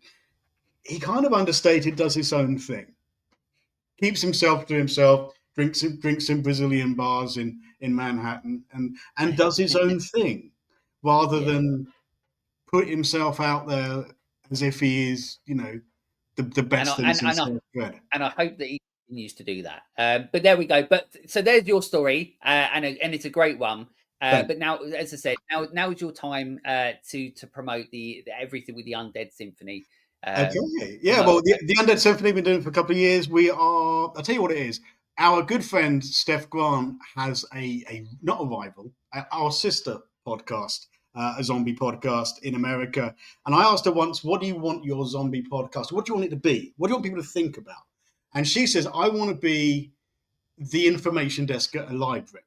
I want to be the first port of call if you want to know about zombies. So come to me and goes, oh, I'd like to know about zombie movies, please. Oh, you should watch these, or comic books, or computer games, or graphic novels." And she wanted to be the first port of call. We are on the Undead Symphony. If you keep the library analogy going, we are the reference section. It may not be the most glamorous, but if you want to say, have you ever seen this zombie movie from Indonesia from 15 years ago? Yes. We've gone through it, we've reviewed it, we've critiqued it, we've scored it, and we've basically gone into nth degrees of detail about it. It's over there. We've done the famous ones, the infamous ones, the shit ones, the good ones. We've done 300 movies, and we're on every platform. Of course, we're on Amazon and Apple and Spotify and Good Pods and Overcast and everywhere that you'd find a podcast. We There is no such thing as spoiler alert, because literally we go through the entire movie and talk about what happens throughout it. And we normally critique it, we compare it to other movies. And by the end, we score the fucker. And it could be, like I said, it's out of 10. Anything above 5, I'd probably watch again. Anything 5.5, we'd recommend. And we score it in terms of, enjoyment, quality, and everything we probably talked about today. So yeah, if you want to have the movie completely spoiled for you, but we'll tell you whether you should watch it or not, then look us up. We've covered a lot of movies in the last few years, and we're going to keep going. At the moment, he's making me watch all the fucking Resident Evils again. So Oh, that's we're a shame. currently going through. We just watched Afterlife, and I'm feeling particularly grumpy about that. Yeah, well, sometimes that's where a movie like Cooties comes in handy because it takes you away from all of that sometimes. So, Absolutely. So but we watched the old and new. We went back to White Zombie. We literally watched some that were made in the last year. So what we know and heard and things like that. We're looking forward to the new ones that are coming out. So obviously we've got George A. Romero's daughters bringing out a movie. So we also got the 28 Years Later's coming out as well. So we're always looking for new stuff and then going back over the old stuff. So at the moment, I'm probably queuing up Zombie Apocalypse with John Saxon. That's the next thing I'm going to watch. So we watch good everything. old John. And I think our Yeah, motto is we watch it so you don't have to. So because we watch the dog yeah, shit. that's how I feel sometimes. But Yeah. just like Pro not for the wrestlers podcast, I versus try zombies. Pro wrestlers versus zombies. get rid of it, put it in the bin. But there Michael we loves go. it because he loves wrestling. So whenever we slag it off, we have to say, "How dare you?" Because he loves it so much. Well, there we go. Well, Mm. I don't think I've seen that one. I never will. So there we go. That's it. Well, there we go. So everybody, obviously now you know. Look, go to any podcast platform. You can go and check out the Undead Symphony. And please make sure you do keep supporting people's journeys. Every guest that I have on this show is always different. Obviously, I have returning guests as well, but it's always so important to me that all of you out there that are enjoying this show, you go and support everybody else's journeys as well, because we all. One thing that we always have in common is that we love the journeys that we're on. And we want to keep those journeys going. But you always, and I say this every single episode, you always play the biggest part in our journeys. And that's integral. So go and support everything that Darren and his co-hosts and everything do over at the Undead Symphony. In regards to Let's Talk Horror, to close off the show, obviously I always have the Patreon, my official Creepizoids. So obviously we do have a Patreon with Let's Talk Horror. You got Jamie Burns, Rob Miller, and Leighton Collins. They are my Patreons. They are my Creepizoids going above and beyond to support me on my journey.